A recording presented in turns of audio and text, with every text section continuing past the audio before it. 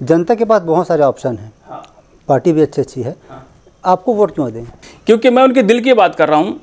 अभी दारू पी के एक बच्चा गली में रोड में पड़ा हुआ है, अब उसके माँ के दिल में क्या गुजर रही है।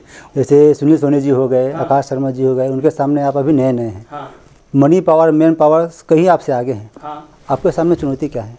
मेरे सामने चुनौती ऐसी कि मैं अभी सैक्रिफाइस कर रहा हूँ, मैं बलिदान कर रहा हूँ, मैं अपनी कई चीज़ों को दांव पे लगा चुका हूँ।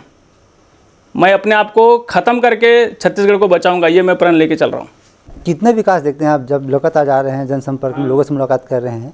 तो 8 बार यहाँ विधायक रह चुके हैं, अभी वर्तमान में सांसद हैं।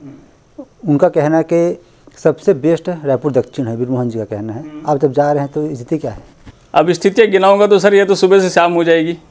जैसे कि अगर चुनाव के बाद रिजल्ट आता है, उसमें आप जीत कराते हैं, तो आपके सामने प्राथमिकता में क्या रहेगा जिसको आप करना चाहेंगे? सबसे पहली प्राथमिकता में रहेगा कि मैं अपने पूरे क्षेत्र में क्राइम को पहले सबसे पहले टारगेट रखूंगा, और क्राइम जितना हो रहा है मैं पुलिस को पूरी रीति से, प्रशासन को मैं काम पे लगाऊंगा। अब जो जिनका टिकट काटा गया उन्हीं को आप विधायक के लिए खड़ा कर रहे हैं, तो कहीं ना कहीं जनता के साथ धोखा है। बिल्कुल धोखा है। यदि आपको ऐसा महसूस हुआ था कि सुनील सोनी जी सांसद थे और वो निष्क्रिय नेता थे, तो आपको उसको फिर ये विधानसभा का टिकट नहीं देना था।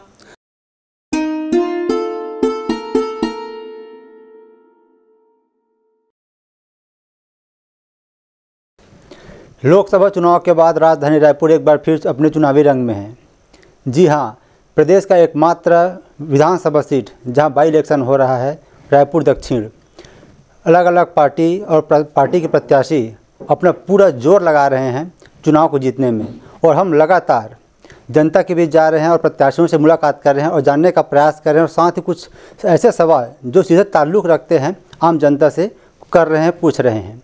इसी कार्यक्रम में आज हमारे साथ मेहमान हैं सर्ववादी दल के प्रत्याशी अंकुश बरिएकर जी। आपका बहुत बहुत स्वागत है। आगे बढ़ेंगे चर्चा में, लेकिन उससे पहले हम जानना चाहते हैं, और साथ ही साथ यहाँ के जो जनता है विधानसभा क्षेत्र की, वो भी जानना चाहते हैं कि उनके प्रत्याशी कौन हैं। कौन है अंकुश बरिएकर जी? वैसे मैं एक सामाजिक कार्यकर्ता के रूप में भी कार्यरत रहा हूँ पिछले कई वर्षों से। साथ ही मेरा अपना खुद का व्यवसाय है। मैं गार्डनिंग सर्विस के काम लेता हूँ और काम करता हूँ, और पैसे से मैं एक छोटा सा व्यवसाय करता हूँ जिसके तहत मैं अपने परिवार, अपने घर गृहस्थी को चलाता हूँ। और मैं इस रीति से सामाजिक कार्यकर्ता के रूप में पहले से कार्यरत रहा हूँ, और समाजों के कई सारे मुद्दों पर मैंने कई बार बातें उठाई है। शिक्षण संस्थाओं व्यवस्था पर भी उठाई है, स्वास्थ्य की सुविधाओं पर भी उठाई है।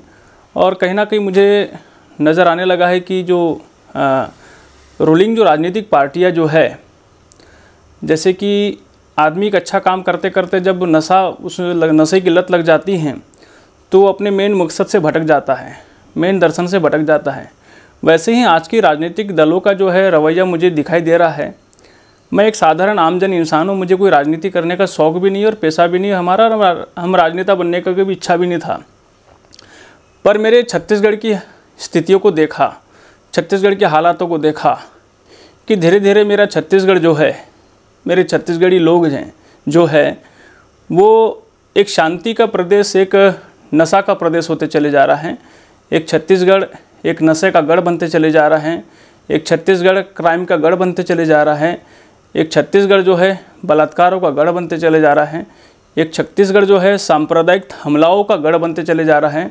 और धीरे धीरे जिस विकास के ऊपर में राजनीतिक दलों को बात करना चाहिए, काम करना चाहिए, वो सीधा सीधा जनता का ध्यान भटका करके, क्योंकि वो जनता का ध्यान इसलिए भटकाती क्योंकि वो अपने नाकामी को छुपाने के लिए, और अपनी नाकामी को छुपाने के लिए समय समय पर वो लोग किसी धर्म की बात करेंगे तो किसी व्यक्ति विशेष पर कीचड़ उछाड़ेंगे, किसी व्यक्ति विशेष के ऊपर चर्चा मन ज़्यादा बातें करेंगे, किसी की टांग खिंचाई करेंगे, किसी नेता की बुराई करने लग जाएंगे, कुछ करने लग जाएंगे। तो ये हमारा सरासर इससे नुकसान हमारे छत्तीसगढ़ को है। इस कारण मुझे छत्तीसगढ़ की इस राजनीति में कूदना पड़ा। ये तो बहुत पहले से होता आ रहा है, लेकिन चुनाव से ठीक पहले पार्टी गठित होती है विधानसभा चुनाव से पहले, और अभी आप लोग मेरे ख्याल से आपकी पार्टी 11-12 सीट में चुनाव लड़ी थी, लोकसभा में चुनाव लड़ी थी, और इस बार बाई इलेक्शन में चुनाव लड़ रही है। तो 2-3 साल पहले आप लोग को समझ में आया कि ऐसा लग रहा है कि छत्तीसगढ़ में जो हो रहा है वो ठीक नहीं हो रहा है? हाँ, ये तो हम लोग सदियों से देखते आ रहे हैं, पर फैसले की स्थिति भी हम लोग अभी 1.5 साल 2 साल पहले पहुँचे हैं। पहले तो हम लोग चलो अब सुधर जाएंगे, तब सुधर जाएंगे। हमने कई बार सारे जितने प्रदेश में जितने भी कार्यरत जो कैबिनेट मिनिस्टर रहे हैं उनसे रूबरू हमने कई बार बातें की, उनसे हमने ज्ञापन सौंपते गए, कई बार हमसे मुलाकात करते गए, लेकिन वो बिल्कुल ध्यान नहीं देते। उनका बिल्कुल ध्यान नहीं, मोटिव ही अलग है टोटल। जो भी दल आता है बस केवल धर्म धर्म धर्म, बस उसी उधर ही सबको लेके जा रहा है। तो वो छत्तीसगढ़ के विकास की बात कौन करेगा? आज आप स्कूल की हालत देखेंगे, हमारे गवर्नमेंट हॉस्पिटल, गवर्नमेंट जो स्कूल है जितने भी छत्तीसगढ़ में, कभी आप दायरा करिए, बिल्डिंगें झरझर हो रही है, बच्चों की संख्या कम हो रही है, स्कूल जाने की इच्छा बच्चे नहीं करते हैं। तो ये जो शिक्षण व्यवस्था धीरे धीरे ध्वस्त होते चले जा रहा है। अच्छा, एक तरफ में क्रीम क्लास जो है, एक बड़ा वर्ग जो है वो आगे ऊपर के ऊपर चले जा रहा है। आप जाइए, जितने भी जो प्राइवेट स्कूलें हैं वो दिन ब दिन बढ़ते चले जा रही है, और जो सरकारी स्कूल है वो ध्वस्त होते चले जा रही है। वैसे आप देखिए, आप रायपुर का देख लीजिए, रायपुर में जितने भी प्राइवेट हॉस्पिटल थे, जो कल 25 बेड का था आज वो 100 बेड का हो गया। जिनकी शाखा 1 थी आज उनकी शाखा 4 हो गई है। जिनकी जो 100 बेड के जो हॉस्पिटल थे आज वो 500 बेड पे चले गए। आप सारे हॉस्पिटल को देख लीजिए, जो निजीकरण जो हो रहा है अस्पतालों में, जो निजीकरण का जो विकास हो रहा है, तो वही विकास आप इसमें क्यों नहीं करते सरकारी में? आप अभी जाइए, मैं यहाँ बैठा हूँ, आप अभी चले जाइए, आप अभी समझो किसी मरीज का यदि सोनोग्राफी करवाना है, आप ये हमारे जो डॉक्टर भीमराव अंबेडकर जो हॉस्पिटल है वहाँ पे चले जाइए, आप पर बोलना अभी एक मरीज़ को लेके जाइए, उसको वो देगा आपको 1 हफ्ते का डेट, 15 दिन का डेट। अब बताइए उसकी सोनोग्राफी 15 दिन बाद 20 दिन बाद उसको मिलेगी तो उसका इलाज कब होगा? और दूसरी बात देख लीजिए आप कि आप वहाँ पर अस्पताल की व्यवस्था वही है, सब कुछ वही है। मतलब जिस जनता से आप वोट लेते हैं, जिस जनता से आप उनके सामने हाथ जोड़ के जाते हैं, उनके सामने पैर पड़ते हैं, हम आपका ऐसा करेंगे, हम आपका विकास करेंगे, सब करेंगे, और उसके बाद चुनाव का ठीक समय जब आता है आप दारू मुआ पौवा पैसा रुपया कौड़ी बांट के सब कुछ कर करा के वोट ले लेते हैं। उसके बाद जनता को पूछते तक नहीं। अभी मैं चुनावी दौरा रैली कर रहा हूँ मैं, तो मेरे को तो गले लगा रहे लोग, बोलते हमको ऐसा नेता चाहिए बोल रहे। और मेरे प्रति लोगों का जनसंपर्क बहुत ज़्यादा तेज़ी से बढ़ते चले जा रहा है। कल तो मेरे को एक रैली में एक आदमी गले लगा लिया, बोले ऐसी बात करने वाला तो आज तक हमारे पास कोई आया नहीं जो आप हमसे बात कर रहे हैं, और हमारे समाज की ज्वलन मुद्दे हैं। तो ये सब सारी चीज़ें हैं जिनके कारण से मैं चुनाव में आया हूँ। जी, अभी रायपुर दक्षिण में अभी वर्तमान की बात करें तो लगभग 47 ऐसे कैंडिडेट हैं जो चुनाव लड़ रहे हैं। उसमें से बहुत सारे अपना विथड्रॉन भी कर चुके हैं। जनता के पास बहुत सारे ऑप्शन हैं, पार्टी भी अच्छी है, आपको वोट क्यों दें? हाँ, मुझे वो विकास के नाम पे वोट देंगे, क्योंकि मैं सीधे छत्तीसगढ़ की जो मैं हार्ट है, जो दिल है, हृदय है, मैं उसकी बात कर रहा हूँ। मैं इसलिए मुझे वोट देंगे, मुझे इसलिए विश्वास है जनता पे, क्योंकि मैं उनके दिल की बात कर रहा हूँ। अभी दारू पी के एक बच्चा गली में रोड में पड़ा हुआ है, अब उसके माँ के दिल में क्या गुजर रही है, उसके पिताजी के दिल में क्या गुजर रही है। आज बेरोजगारी के मारे पढ़ के जो है इंसान जो है तरबदर हो रहा है। कई सारी आत्महत्या के प्रयास लोग कर भी रहे हैं और कर भी चुके हैं। तो आज उनके हार्ट की बात कौन करेगा? आज एक महिलाओं को देख लीजिए, आज बहनों के साथ में देख लीजिए, आज किसी भी रायपुर की गली में रोड में देखो, खुलेआम कभी रात को 8, 9, 10 बजे के बाद घूम नहीं सकती वो। आज देखिए आप क्या माहौल। तो मैं तो उनके दिल की बात कर रहा हूँ ना, मैंने उनको दावा कर रहा हूँ कि ये सारी व्यवस्था ठीक होगी करके। यहाँ पे छत्तीसगढ़ की राजनीति में छत्तीसगढ़ की जनता का विकास नहीं हो रहा है, अपनों का विकास हो रहा है, और ये अपनों के विकास की राजनीति हो रही है यहाँ पर। और मैं चाहता हूँ कि अपनों के विकास की राजनीति ना हो, परंतु मेरे छत्तीसगढ़ के निवासी की विकास की राजनीति हो। और सीधा सरासर मैं उनके मुद्दे की बात करता हूँ। आज कोई भी राजनीति दल वोट नहीं मांग सकती जनता से, उनके पास अधिकार ही नहीं है, क्योंकि पहले भी उनको रूलिंग करते करते जनता ने देख चुका जनता ने। कोई जनता को भी अंधी नहीं रही है। भाजपा का भी शासनकाल चले गया 15 साल का पिछला, अभी भी वर्तमान में भाजपा की सरकार है, पिछले 5 सालों में कांग्रेस की सरकार रह चुकी है। और क्या जनता को हमेशा क्या धूली झोंकते रहोगे? क्या हमेशा उनकी आंखों में बस पट्टी बंधी रहेगी? कभी ना कभी कोई ना कोई तो उठेगा। तो मैं छत्तीसगढ़ के बीच का आदमी हूँ, मैं इसलिए उठा हूँ। जी, पार्टी नहीं है, प्रत्याशी नहीं है, जनता कैसे विश्वास करेगी? मैं जनता के पास अपने मुद्दे लेके जा रहा हूँ, उनके हित की बात लेके जा रहा हूँ, तभी तो मेरे बारे में लोग जानेंगे ना। मैं तो भाई जा रहा हूँ, रोज़ जा रहा हूँ, मैं रोज़ लोगों के साथ मिल रहा हूँ, मैं हाउस टू हाउस, घर टू घर में बात कर रहा हूँ, तो मैं वो बात कर रहा हूँ, तो मुझे लोग जानेंगे, क्यों नहीं जानेंगे? जान भी रहे लोग। जी, आपके सामने का दावा नेता है, जैसे सुनील सोनी जी हो गए, आकाश शर्मा जी हो गए, उनके सामने आप अभी नए हैं। मनी पावर, मैन पावर कहीं आपसे आगे हैं। आपके सामने चुनौती क्या है? मेरे सामने चुनौती ऐसी कि मैं अभी सैक्रिफाइस कर रहा हूँ, मैं बलिदान कर रहा हूँ, मैं अपनी कई चीज़ों को दाव पे लगा चुका हूँ। मैं अपने आप को ख़त्म करके छत्तीसगढ़ को बचाऊंगा, ये मैं प्रण लेके चल रहा हूँ। ये मेरे सामने चुनौती है और मैंने जो भी आज तक जो भी अपने सेविंग से कमाया, जो भी किया, मैं उसको खर्च कर रहा हूँ चुनाव में। मैं किसी के सामने किसी को ना मांग रहा हूँ, ना किसी से मुझे कोई वो नहीं है। मेरे छत्तीसगढ़ के लोग बहुत अमीर हैं, कभी उनके दिल में ईश्वर ने जगह बनाया तो मुझे खुद ला के देंगे, बोलेंगे आप हमें ऐसा नेता चाहिए बोलेंगे, और मेरे को वो लोग आगे बढ़ाएंगे। जी सही बोल रहे हैं आप। राजनीति में सीट किसी की बाप की बबूती होती नहीं है, जनता जिसको चाहते हैं उनको चुन के लाते हैं। लेकिन जब बात करते हैं रायपुर दक्षिण की, तो यहाँ से लगातार एक छत्र राज बीजेपी का चलता आया है। यहाँ से बृजमोहन जी लगातार 8 बार चुन के आए हैं। तो उनके जगह सुनील, जो सांसद रह चुके हैं सुनील सोनी जी, उनको उतारा गया है। तो कहीं ना कहीं लगता है कि बीजेपी की तरफ ज़्यादा झुकाव है, उनके सामने मैं कितना टिक पाऊँगा? झुकाव बीजेपी की तरफ में बिल्कुल नहीं है जनता का। मैं भी मैंने चुनाव में मैदान में उतरा हूँ। मैं भी सोचता था पहले कि यहाँ पर कई बार जो है विधायक रह चुके बृजमोहन जी, शायद उनके से जनता को बहुत प्रेम है। लेकिन मैं देख रहा हूँ कल तो भाटा गांव में तो परसों की बात है, भाटा गांव में तो सुनील सोनी जी को घुसने तक नहीं दिए जनता ने। 67 एकड़ ज़मीन का घापला करके बैठे हुए, वो सामने मीडिया में छप रहा है, पेपर में आ रहा है, सब कुछ आ रहा है। तो फिर कहाँ से लोग अपनी छवि लेके जाएंगे? कितने विकास देखते हैं आप जब लगातार जा रहे हैं, जनसंपर्क में लोगों से मुलाकात कर रहे हैं? तो 8 बार यहाँ विधायक रह चुके हैं, अभी वर्तमान में सांसद हैं। उनका कहना है कि सबसे बेस्ट रायपुर दक्षिण है, बृजमोहन जी का कहना है। आप जब जा रहे हैं तो स्थिति क्या है? अब स्थितियाँ गिनाऊंगा तो सर ये तो सुबह से शाम हो जाएगी, हैं? स्थितियाँ गिनाऊंगा तो सुबह से शाम हो जाएगी।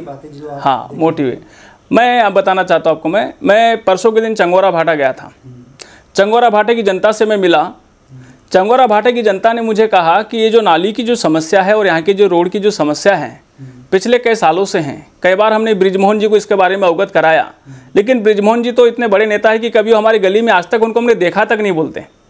तो ये स्थिति वहाँ की है। मैं एक फार्मूला आपको दे रहा हूँ। ऐसे तो कई ऐसे जगह है, मैं उसकी बात नहीं कर सकता, लेकिन बहुत सारे। अब मैं जब तक आदमी कमरे के अंदर में टीवी देखता है तो उसको ऐसा लगता है कि सब बहुत कुछ हो रहा है, लेकिन जब वो बाहर निकल के जब रोड पे जाता है तब पता चलता है कि सच में हकीकत क्या है। और ऐसी बहुत सारी स्थितियाँ हैं और कई सारी समस्या है। मैं इस कुल जमा में एक ही कहूँगा, हमारे छत्तीसगढ़ी भाई बहनों का शोषण हो रहा है। और मैं आपसे निवेदन करता हूँ कि अब ये समय है परिवर्तन का, बदलाव का, एक बड़े चेंज का, और आपको सोचने की आवश्यकता है। क्योंकि आज आपके और मेरे बारे में सोचने वाला आज की स्थिति में तो इस छत्तीसगढ़ में कोई नहीं है, और इसलिए हम एक परिवर्तन की लहर के रूप में अब इस वक्त हम काम में आए हैं। और हम चाहते हैं कि आप हम पर विश्वास करें और हमें बहुत हद के साथ विजय करें। जी, एक बात निकल कर आ रही है। पहले विधायक थे बृजमोहन जी, अभी सांसद बन गए हैं। अब उनकी जो सीट है वो खाली हो चुकी है, तो जो जिनको टिकट नहीं दिया सांसद के लिए, अब उनको विधायक के लिए लड़ाया जा रहा है। तो ये छोटे, चाहे कान इधर से पकड़ो, कहावत है, चाहे कान इधर से पकड़ो चाहे कान इधर से पकड़ो, तो पकड़ना तो कान ही है। तो बीजेपी यही कर रही है। देखो, ये उनका बीजेपी का अपना इंटरनल मामला है। वो टिकट किसी को दे, किसको दे रहे नहीं दे रहे हैं, किसको किससे लड़ा रहे किससे नहीं लड़ा रहे, वो उनका इंटरनल मामला है। हाँ, हम जैसे लोगों के लिए बहुत बड़ी बात होती है, क्योंकि हम अपने बलबूते पे अपनी एक पार्टी बना करके हम लड़ रहे हैं। तो बीजेपी तो रूलिंग पार्टी है, एक बहुत बड़ी कंपनी है, वो तो किसी को भी एम्प्लॉय बना सकती है। जब बात डेवलपमेंट की आती है तो एक नेता कितना काम किया उसके आधार पर टिकट दिया जाता है। सिटिंग सांसद को टिकट नहीं दिया गया, उसके जगह पे जो विधायक है उनको टिकट दिया गया। लेकिन जाहिर सी बात है वो उनके काम से पार्टी या फिर जो जनता खुश नहीं है, तभी तो उनका टिकट काटा गया है। अब जो जिनका टिकट काटा गया उन्हीं को आप विधायक के लिए खड़ा कर रहे हैं, तो कहीं ना कहीं जनता के साथ धोखा है। बिल्कुल धोखा है। यदि आपको ऐसा महसूस हुआ था कि सुनील सोनी जी सांसद थे और वो निष्क्रिय नेता थे, तो आपको उसको फिर ये विधानसभा का टिकट नहीं देना था। और आप उसको निष्क्रिय समझ के आपने बृजमोहन साहब को सक्रिय समझ लिए और उसको अपने सांसद का टिकट दे दिए। वो टिकट में जीत भी गए, और उसके बाद फिर आप जो है सुनील सोनी जी को टिकट दे दिए। तो आप निष्क्रिय को सक्रिय जबरदस्ती बना रहे हैं, या जबरदस्ती सक्रिय को निष्क्रिय बना रहे हैं। तो वो बीजेपी जाने, उसके बारे में हम नहीं जान सकते, क्योंकि उनका क्या फंडा वो उसको जाने। लेकिन जनता समझती है, जनता कोई बेवकूफ़ नहीं है, और छत्तीसगढ़ की जनता समझ रही है। विशेष करके रायपुर दक्षिण की जनता समझ चुकी है, और वो बिल्कुल इस बार परिवर्तन की ओर है। जो कि कांग्रेस इस बार कांग्रेस को समर्थन कर रही है, तो आपके सामने बीजेपी में समस्या है, चुनौती है कि कांग्रेस है? मेरे लिए कोई चुनौती नहीं है, मेरे लिए कोई समस्या नहीं है। मेरे लिए दोनों भाई, ये एक योद्धा के सामने अब दुश्मन कितने भी रहे तो दुश्मन ही कहलाएंगे, चाहे वो बीजेपी हो, चाहे कांग्रेस हो, चाहे आम आदमी हो, चाहे कोई भी पार्टी हो। मैं उसको ना शत्रु समझता हूँ ना दुश्मन समझता हूँ। मुझे जो लग रहा है कि छत्तीसगढ़ की राजनीति में परिवर्तन आना चाहिए और मैं मेरे छत्तीसगढ़ी भाइयों के साथ, बहनों के साथ, माताओं के साथ, मेरे पिता तुल्य लोगों के साथ धोखा हो रहा है छत्तीसगढ़ की भूमि पर। इसलिए मैं योद्धा के रूप में खड़ा हो गया हूं और मैं जहां तक ये लड़ाई लड़ेगी मैं लड़ते रहूँगा। आकाश शर्मा जो कांग्रेस पार्टी की ओर से प्रत्याशी हैं, वो भी युवा हैं और आप भी युवा हैं, तो क्या ये जो एक टकराव होती है युवा सोच की, नए बदलाव की, किस पर ज़्यादा देखते हैं आप? झुकाव किस तरफ रहता है जनता का? जनता का युवा और बूढ़े से जवान से कोई मतलब नहीं होता है। जनता का जो मतलब, देखो, आप किसी पार्टी को लेकर लड़ रहे हैं तो आप पार्टी लाइन से बंधे रहेंगे, सीधी सी बात है। मैं स्वतंत्र लड़ रहा हूँ, मेरी पार्टी नई शुरुआत हुई है तो मैं तो जनता के लिए लड़ूंगा। मेरी कोई पार्टी लाइन नहीं है, मेरी पार्टी लाइन जनता का विकास है। तो वो चाहे वहाँ पे जवान खड़ा हो, चाहे बुढ़ा खड़ा हो, चाहे कोई खड़ा हो, उसको वो पार्टी लाइन से थोड़ी हटेंगे। पार्टी लाइन ने बोला उनको दारू बेचना है हमको, तो आकाश शर्मा दारू बंद कराएगा क्या? पार्टी लाइन में यही है कि दारू बेचना हमको छत्तीसगढ़ में, तो दारू वो बंद कराएंगे क्या? आकाश शर्मा बंद करा सकते हैं? तो फिर युवा जवान का उसमें रोल ही नहीं है। जी, जैसे कि अगर चुनाव के बाद रिजल्ट आता है उसमें आप जीत कराते हैं तो आपके सामने प्राथमिकता में क्या रहेगा जिसको आप करना चाहेंगे? सबसे पहली प्राथमिकता में रहेगा कि मैं अपने पूरे क्षेत्र में क्राइम को पहले सबसे पहले टारगेट रखूंगा और क्राइम जितना हो रहा है मैं पुलिस को पूरी रीति से, प्रशासन को मैं काम पे लगाऊंगा और मैं पूरी रीति से सबसे पहले पेट्रोलिंग चालू कराऊंगा। दूसरी बात मेरी रहेगी स्वास्थ्य सुविधाएं। स्वास्थ्य सुविधाओं पर मैं पूरा फोकस करूंगा। मैं भले अकेला बन के जाऊँगा विधानसभा में, मैं पूरी सरकार में जो भी लोग बैठे हैं अभी वर्तमान में, उन हर मंत्रियों से मेरे सवाल हमेशा बार बार खड़े होते रहेंगे और मैं पूछते रहूँगा कि आप जब आपके पास पैसा है, सब कुछ है, सरकार है, गवर्नमेंट है, फिर ये काम क्यों नहीं हो रहे? मैं वो बात करूँगा। और मेरे पास तो बहुत मुद्दे हैं, मैं तो हिला कर रख दूँगा पूरे छत्तीसगढ़ को, पूरी सरकार को हिला कर रख दूँगा। धर्मांतरण की बात लगातार उठकर सामने आ रही है प्रदेश में, तो क्या ये भी एक मुद्दा है आपके चुनाव एजेंडे में? धर्मांतरण तो देखो, धर्मांतरण इनकी निष्क्रियता को छुपाने का एक सबसे बड़ा हथियार है भारतीय जनता पार्टी का। भारतीय जनता पार्टी को जब कुछ भी नज़र नहीं आता है तो सीधा धर्मांतरण को सामने लाती है। पहले बात बताइए, धर्म परिवर्तन करने का अधिकार किसको है? किसको है? धर्म परिवर्तन कराने के अधिकार कलेक्टर को है। अब उनको ऐसा लगता है कि धर्मांतरण छत्तीसगढ़ में हो रहा है तो उनके कलेक्टर लोग उनको जाके डाटा पेश करें, और एक ठो डाटा तो बताते नहीं है, एक तो डाटा पेश करते नहीं हैं। दूसरी बात ये करते प्रलोभन की बात, तो आज तक कितने लोग को प्रलोभन दे दिया है, तो न्यायालय इतने खुले पड़े हैं, लोअर कोर्ट से लेकर सुप्रीम कोर्ट तक, कभी एक ठो केस उन्होंने दायर किया नहीं है। और तो गलियों में लोगों के बीच में हल्ला मचा कर रखे हैं, और वो केवल ये है क्योंकि वो अपनी निष्क्रियता को छुपाने के लिए धर्मांतरण को बार बार जब चुनाव आएगा धर्मांतरण पहले सामने आएगा। ये बीजेपी का पेटेंट है। बस्तर संभाग में लगातार जो क्रिश्चियन हैं उनके ऊपर फर्जी एफआईआर कर रहे हैं, उनके जो प्रोटेस्ट है उनको बलपूर्वक हटाया जा रहा है। तो इस प्रकार की घटनाएं वहाँ लगातार हो रही है।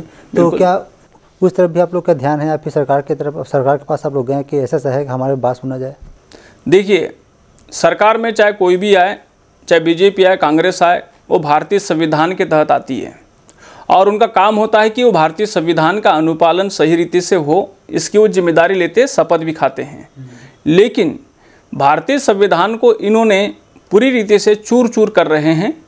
यदि किसी व्यक्ति को किसी आस्था पर या किसी प्रकार के अपने स्वेच्छा से यदि किसी धर्म विशेष के यदि अनुपालन करने की आज़ादी उसको भारतीय संविधान देता है, तो उस पर टीका टिप्पणी करने वाले जो लोग हैं वो होते कौन हैं? सबसे पहला सवाल ये है। और उस पर जो आज प्राणघातक हमलों के साथ देखा जाए, सभी कुछ जहाँ पर जो आज हो रहा है, तो एक मानवता शर्मसार हो रही है। आप उसको केवल उस एक मुद्दे को आप हटा दीजिए तो क्या वो एक इंसान नहीं होता है? क्या उसको भी मार नहीं पड़ती है? क्या उसके भी बीवी बच्चे नहीं हैं? आज वो साल भर जो है वो भाई, वो बहन, वो परिवार जो है खेत बोते हैं, वहाँ पे कोई पानी का संसाधन नहीं है, वहाँ पर कोई कैनल नहीं है, वो बारिश के पानी से वो धान पकती है और उस पकी हुई धान को वो जाते हैं और धर्म के नाम पर ऐसा उकसा के वो सारे खेत के खेत उनके काट के ला रहे हैं। तो जिस व्यक्ति का साल भर का अनाज समझो चुरा लेके गया, तो उस व्यक्ति की आस्था की बात कौन करेगा, उस व्यक्ति के दिल की बात कौन करेगा, उस व्यक्ति के ज़मीर की बात कौन करेगा। वो मेहनत वो किया, पैसा वो लगाया, सब वो लगाया, और खाक अभी कुछ दूसरे लोग हैं। पर ये क्या कर रही है सरकारें उन्हीं को बढ़ावा दे रही है, उन्हीं को पोस रही है जो क्राइम कर रहे हैं। तो अन्याय और न्याय नहीं, देखो आज किसी को भी कानून हाथ में लेने का अधिकार नहीं है क्या? यदि कोई जुर्म है, मुजरिम है, कुछ है, उसकी विधिवत प्रक्रिया है हमारे देश के अंदर में, और विधिवत प्रक्रियाओं के तहत में आप जाइए, आपको वहाँ समाधान मिलता है, आपको वहाँ पर सब कुछ मिलता है, और आपको वहाँ पे सब कुछ मिलने के बाद में जब आपको सेटिस्फाइड हो जाए तो शांत हो जाइए। पर ज़बरदस्ती उसको फिर भी खुरेच रहे हैं। आज वर्तमान में छत्तीसगढ़ में भी भाजपा की सरकार है, केंद्र में भी भाजपा की सरकार है, सारा सिस्टम इनका बैठा हुआ है, तो उसके बाद भी ये लोग एक आरोप सिद्ध नहीं कर पा रहे। मतलब ये क्या है? अब इसको क्या समझते हैं? एक सांप्रदायिकता है ये लोगों को भड़काने, बढ़ावा देने और लोगों को एक दूसरे के खिलाफ लड़ाने का बस षड्यंत्र है। और ये सब कुछ के पीछे उनको अपनी नाकामयाबियों को छुपाने, क्योंकि सरकार काम नहीं कर रही है, सीधी सी बात है। सरकार काम नहीं कर रही है, उनको काम करना भी नहीं है। यदि काम करती तो आज ये बात ही नहीं करती। जो काम करता है वो कभी ये सब बात नहीं करता है, जो बात करता है वो कभी काम नहीं करता है। जी, चुनाव के बाद सर्ववादी दल पार्टी का क्या स्टैंड रहेगा? क्या लगातार जनता के बीच रहेगी उपस्थित, या फिर चुनाव जब चुनाव आएगा तब आगे आएगी? चुनाव के बाद भी हम जनता के बीच में लगातार उपस्थित रहेंगे। वैसे मैं पहले भी आपको बता दिया था कि मैं सामाजिक कार्यकर्ता रहा हूं, और मैं आज भी हूं, और मैं सामाजिक मुद्दों को लेकर हर समय सामने रहा हूं, और हमारी पार्टी हमेशा रही है। हमारे राष्ट्रीय अध्यक्ष जो श्री अरुण पन्नालाल जी हैं, वो हमेशा इन सारे मानवता के मुद्दों को लेकर हमेशा बात करते रहते हैं, और कई बार उन्होंने बड़े बड़े मंचों से, बड़े बड़े प्लेटफॉर्म से उन्होंने इंसानियत पर और लोगों की समस्याओं को रूबरू उन्होंने लोगों से किया है, बातचीत की है। और हमारा मकसद ही है मानवता को सही रीति से उनके हक, उनके अधिकार दिलाना, और उनको सही एक शांतिपूर्व राष्ट्र बनाना, एक अच्छा माहौल पैदा करना, ताकि भाई को भाई से प्यार हो जाए, लोगों को एक दूसरे को नफरत की भावना से नहीं, पर एक दूसरे को प्यार की दृष्टि से देखें। बस ये हमारा दर्शन रहेगा, और हम हमेशा रहेंगे इसके सामने। जी, क्या कोई पार्टी ने आपके पास अप्रोच किया है कि आइए हमारे साथ मिल जाइए? अप्रोच तो नहीं किया, पर धमकी देते थे। अभी भी दे रहे हैं? अभी तो नहीं दिए, पर शुरू में देते थे। जी, एक आखिरी सवाल। चुनाव आयोग जो इलेक्शन कमीशन होता है, उनके द्वारा बोला गया कि 40 लाख से ज़्यादा कैंडिडेट खर्चा नहीं कर सकता है। क्या आपको लगता है कि 40 लाख रुपए में पर्याप्त है खर्चा करने के लिए? फिर जो ज़्यादा कर रहे हैं तो फिर उसकी जानकारी चुनाव आयोग को होने के बाद भी कार्रवाई हो रही है कि नहीं हो रही है? देखिए, चुनावी खर्चे के विषय में बात की जाए तो चुनावी खर्चे के विषय में बात ऐसा है कि देखो, मेरे को तो चुनाव में ज़्यादा खर्चा नज़र नहीं आता है, क्योंकि मैं जनता के बीच में जा रहा हूँ। अब जिन लोगों को ज़्यादा खर्चा, जो ब्रांडिंग, जो ब्रांड को जो ज़्यादा वो करते हैं, तो उनको लगता होगा, तो वो उनका मामला को वो जाने, उससे मुझे कोई मतलब नहीं है।